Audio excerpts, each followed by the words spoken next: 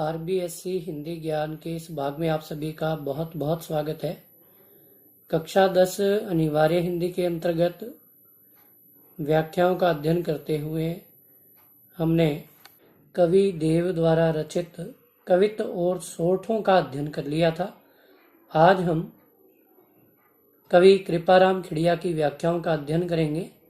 यदि आपने अभी तक हमारे चैनल को लाइक और सब्सक्राइब नहीं किया है तो अतिशीघ्र लाइक और सब्सक्राइब कर ले। गुण अवगुण जिन गांव सुने न कोई सांभले, उण नगरी विच नाव रोही आछी राजिया। देखिए, प्रस्तुत काव्यांश के माध्यम से कवि कृपाराम खिड़िया ने गुणहीन व्यक्तियों के मध्य न रहने की ओर संकेत किया है। देखिए, गुण अवगुण, गुण और अवगुण, जिण यानी जिस, गांव अर्थात नगर, सुने अर्थात सुनकर, सांभले अर्थात समझना। जिस नगर या गांव में गुणों और अवगुणों को सुनकर कोई भली भांति नहीं समझ लेता, उण नगरी, उण यानी उस, नगरी अर्थात नगर, विच यानी बीच, नाव अर्थात निवास करना, रोही अर्थात निर्जन वन, आछी अर्थात अच्छा, कि उस नगर में निवास करने से तो अच्छा है कि व्यक्ति निर्जन वन में जाकर निवास करे, अर्थात वह वहां जाकर आत्मनिर्भरता से, आत्म संयम से जीवन व्यतीत कर सकता है, अर्थात वह वहां आत्मसम्मान से रह सकता है। देखिए अगली व्याख्या। कारज अर्थात कार्य,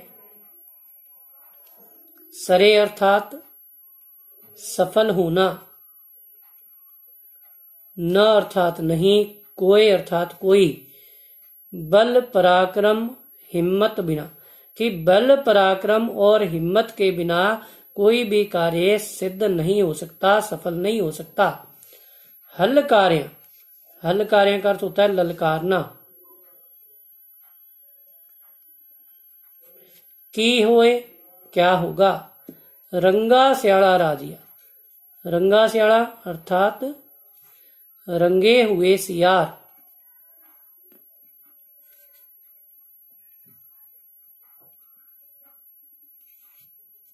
या फिर कह सकते हैं पराक्रम का ढोंग करने वाले।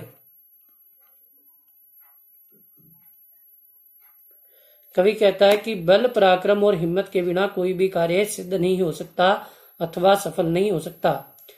कि रंगे हुए सियारों को अर्थात पराक्रम का ढोंग करने वाले व्यक्तियों को ललकारने से क्या होगा, अर्थात कायर व्यक्ति असफलता के भय से कभी कोई कार्य नहीं कर पाता, अर्थात इसमें बल पराक्रम और हिम्मत की ओर संकेत किया गया है। देखिए अगली व्याख्या।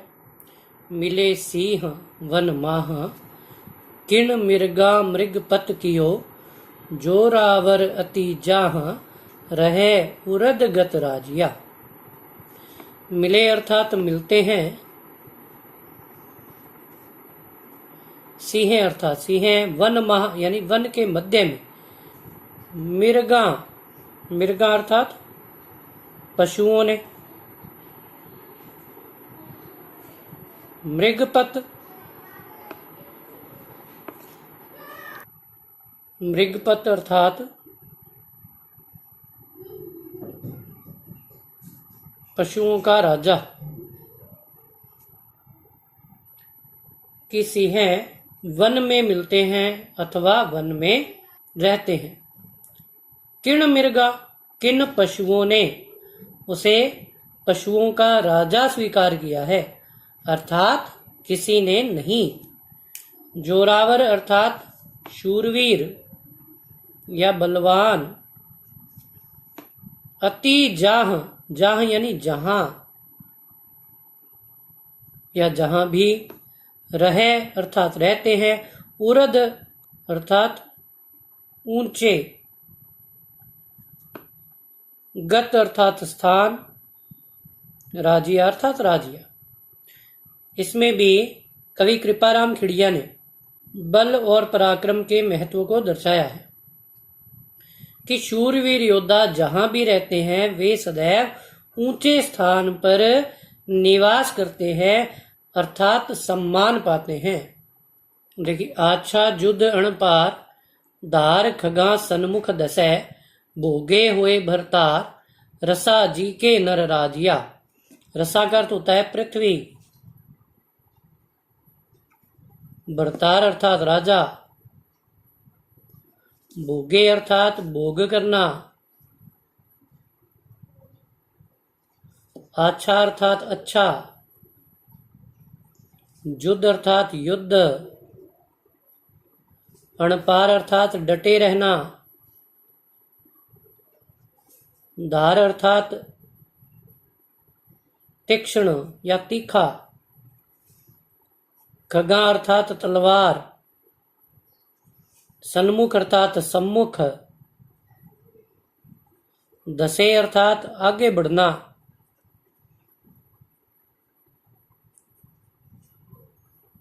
कवि कृपाराम खिड़िया कहते हैं कि युद्ध में डटे रहना अथवा युद्ध में भाग लेना अच्छा है,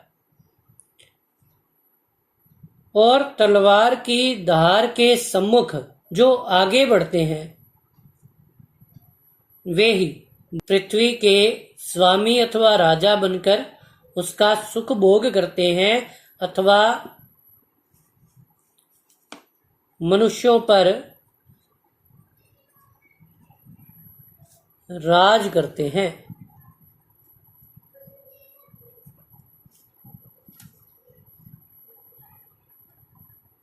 देखिए अगली व्याख्या।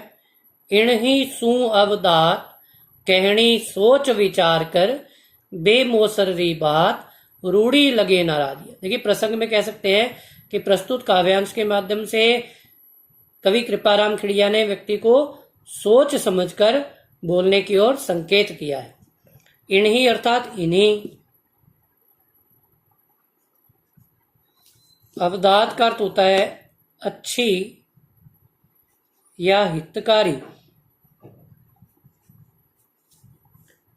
कहनी सोच विचार कर, कि सोच विचार कर कहना।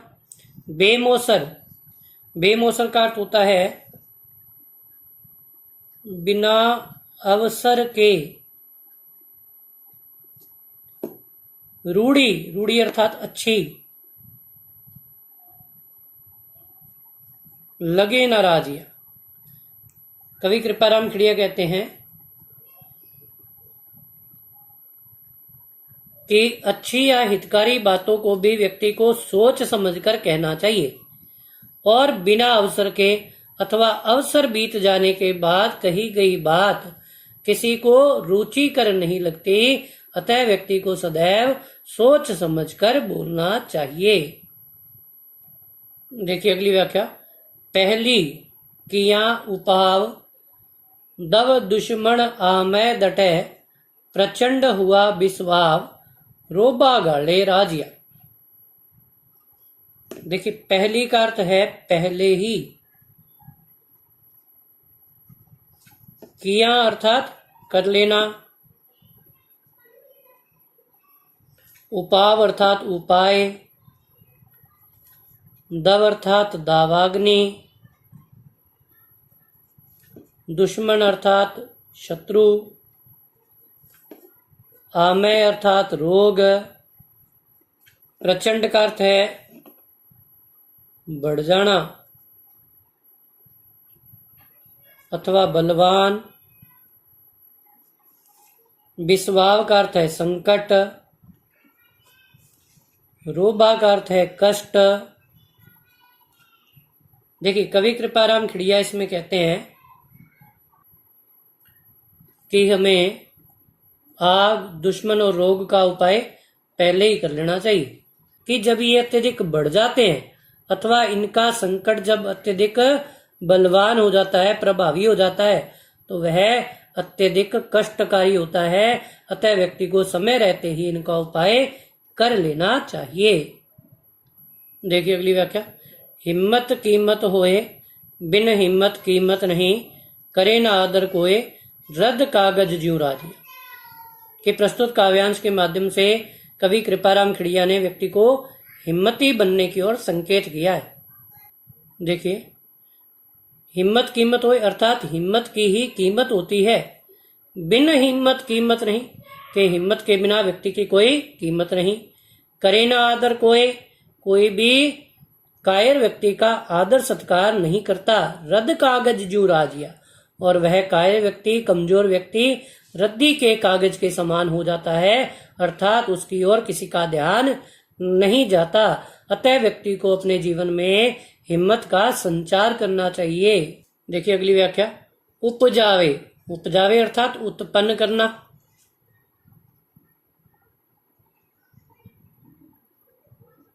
अनुराग अर्थात प्रेम।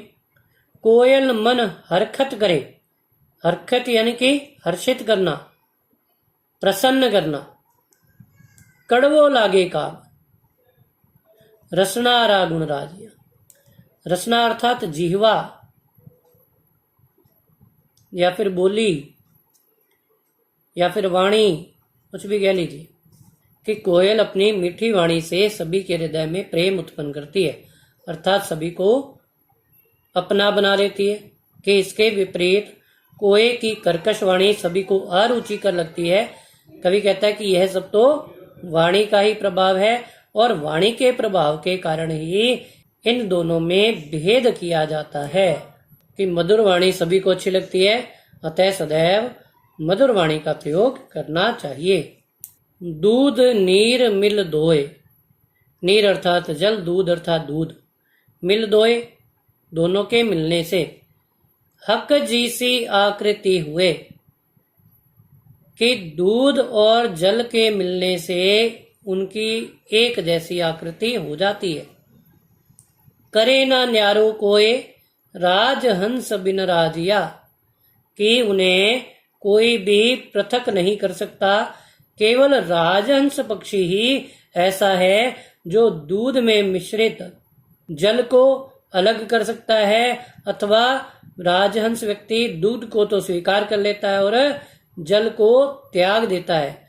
इसके माध्यम से गुणी व्यक्ति के गुणों की ओर संकेत किया गया है कि गुणी व्यक्ति अवगुणों का परित्याग करता है और गुणों को स्वीकार कर लेता है।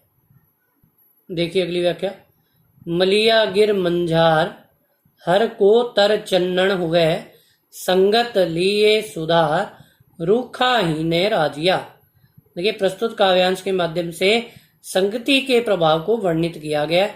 मलयागिर यानी मलयगिरी पर्वत पर, मंजार अर्थात मध्य में, हर को यानी प्रत्येक एक,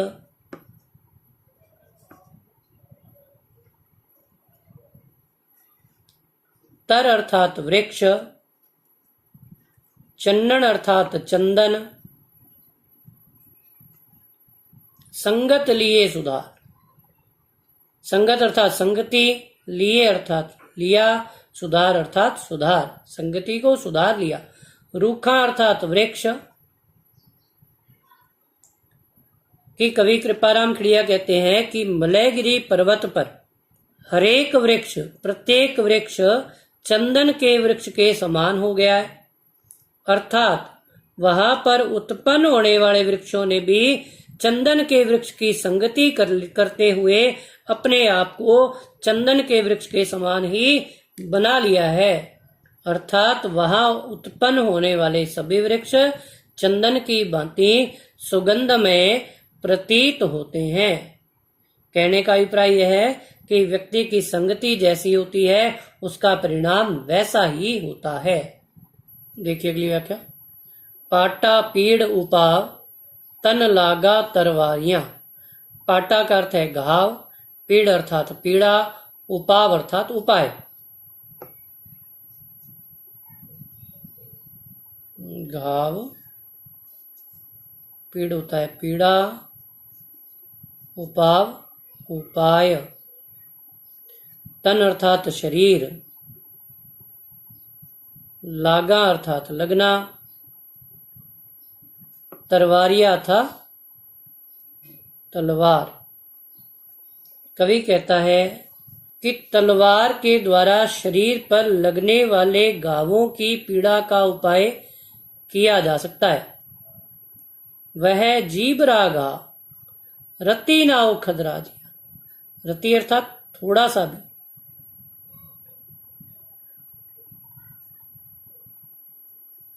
औखद अर्थात औषधि।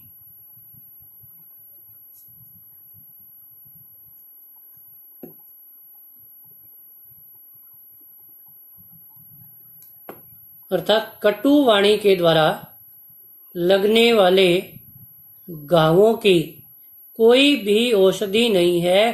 अर्थात ऐसे घाव सदैव पीड़ा देते हैं और सदैव रिसते रहते हैं। अतः व्यक्ति को सदैव मीठी वाणी का प्रयोग करना चाहिए। देखिए अगली व्याख्या। मूसा ने मंझार। मूसा अर्थात चूहा, मंझार अर्थात बिल्ली। हित का अर्थ है मित्रता, हेकण बिना सोच विचार के अथवा बिना सोचे समझे। सह जाने संसार रस न रहसी राजिया। रस अर्थात प्रेम। देखिए इसमें कृपाराम खिड़िया ने यह बताया है कि असमान आचरण वाले व्यक्तियों से मित्रता नहीं निभाई जाती या नहीं निभ सकती। कि चूहा यदि बिल्ली को अपना हितकारी जानकर, अपना मित्र जानकर बिना सोचे समझे उसके साथ मित्रता कर बैठता है तो वह मित्रता नहीं निभ सकती। सह जाने संसार अर्थात सारा ही संसार जानता है। रस न रहसी राजिया कि इस मित्रता में प्रेम नहीं रहेगा, क्योंकि बिल्ली चूहे को अपना भोजन बनाती है और जब भी उसकी भूख बढ़ेगी तो वह अति शीघ्र अपने उस मित्र को ही अपना भोजन बना लेगी। अतः व्यक्ति को समान आचरण और वृत्ति वालों से ही मित्रता रखनी चाहिए। देखिए अगली व्याख्या। खल गुड़ हण खुंताए एक भाव करे आदरे ते नगरी हुंताए रोही आछी राजिया। देखिए प्रस्तुत काव्यांश के माध्यम से कवि कृपाराम खिड़िया ने यह कहने का प्रयास किया है कि जिस स्थान पर अवगुणों का सम्मान हो और गुणों का निरादर हो वहां नहीं रहना चाहिए। खल अर्थात पशुओं का भोजन,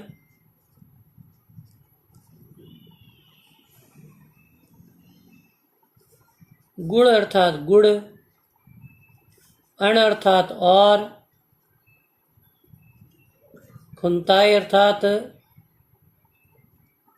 चारा, एक भाव कर आदरे। एक भाव अर्थात समान दृष्टि से देखना।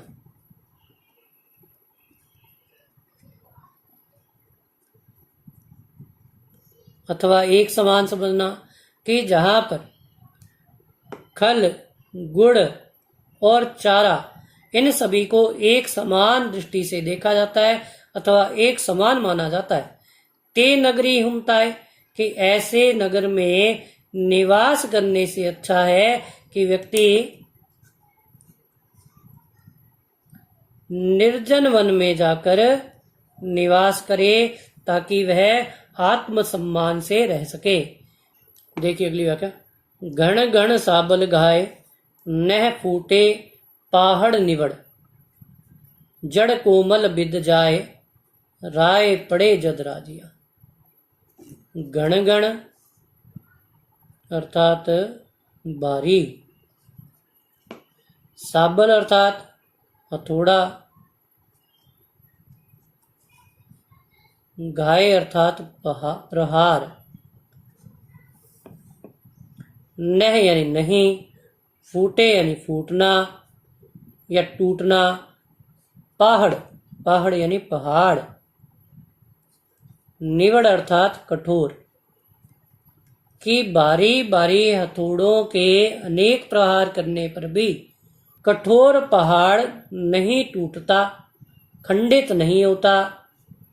जड़ कोमल बिद जाए, राय पड़े जदराज, राय अर्थात दरार, कि जब उस कठोर पहाड़ में दरार उत्पन्न हो जाए तो वहां पर कोमल जड़ भी अपना स्थान बना लेती है। कहने का अभिप्राय यह है कि कठोर मित्रता अथवा परिवार की एकता को कूटनीति से, भेद नीति से खंडित किया जा सकता है। अतः व्यक्ति को सदैव मन में पड़ने वाली दरार से बचना चाहिए। देखिए अगली व्याख्या।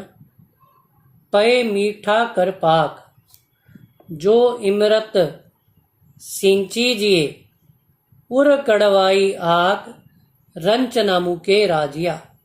देखिए प्रस्तुत काव्यांश के माध्यम से कवि कृपाराम खिड़िया ने यह बतलाने का प्रयास किया है कि व्यक्ति की जन्मजात प्रवृत्तियों में परिवर्तन असंभव होता है। पय का अर्थ है दुग्ध, दूध, मीठा अर्थात मीठा, कर अर्थात करके, पाक अर्थात पकाना।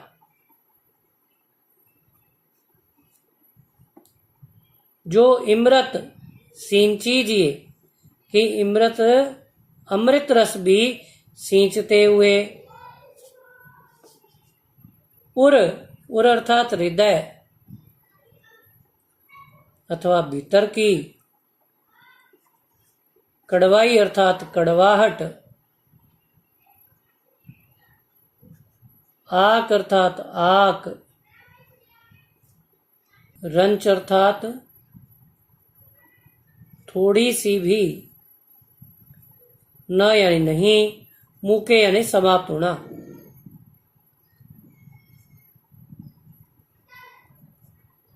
कवि कृपाराम खिड़िया कहते हैं कि आक के पौधे को दूध और मीठा मिलाकर यदि पकाया जाए अथवा उसमें अमृत रस भी सिंचित कर दिया जाए, उर कड़वाई आक, परंतु फिर भी उसके भीतर की कड़वाहट तनिक मात्र भी समाप्त नहीं होती, अर्थात जन्मजात प्रवृत्तियां कदापि परिवर्तित नहीं होती, उसमें परिवर्तन असंभव होता है। आशा करता हूं कि आपको ये व्याख्या भली भांति समझ में आई होंगी। धन्यवाद।